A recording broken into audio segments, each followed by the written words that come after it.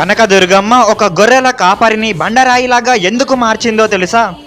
రండి తెలుసుకుందాం. విజయవాడకి దగ్గరలో ఉన్న మొగలి రాజపురం అనే ఒక గ్రామం ఉంది. ఆ గ్రామం పక్కనే ఒక పెద్ద కొండ ఉంది. ఆ కొండపై రాత్రి అయితే గజ్జల శబ్దాలు, భయంకరమైన అరుపులు వినిపించేవి. దాంతో ఆ పల్లె ప్రజలు కొండపైన దుర్గమ్మ వెలిసిందని అక్కడికి వెళ్ళడానికే భయపడేవారు. కానీ ఒకరోజు రామయ్య అనే గొర్రెల కాపరి దుర్గమ్మను చూద్దామని ధైర్యంగా కొండపైకి వెళ్తాడు. అప్పుడే ఎర్ర చీర కట్టుకున్న అమ్మాయి ఎదురవుతుంది. అమ్మవారు కనిపిస్తే ఏమడుగుతావు అని ప్రశ్నిస్తుంది. అప్పుడు రామయ్య ఇలా అంటాడు, నేను పేదవాడిని, కొంచెం ధనం అడుగుతాను అని అంటాడు. అప్పుడు ఆమె, ఇదిగో బంగారు నాణాలు తీసుకొని వెనక్కి తిరగకుండా వెళ్ళిపో, వెనక్కి తిరిగి చూస్తే బండరాయి వైపు పోతావు అని అంటుంది. రామయ్య ఆనందంతో పరిగెత్తుతాడు. కానీ ఎవరో పిలిచారని వెనక్కి చూస్తాడు. అంతే, క్షణంలోనే శిలగా మారిపోయాడు. అప్పటి నుండి ఆ కొండపై కనకదుర్గమ్మకు పూజలు మొదలయ్యాయి. అమ్మవారు ధనాన్ని కాదు, భక్తిని పరీక్షిస్తుంది.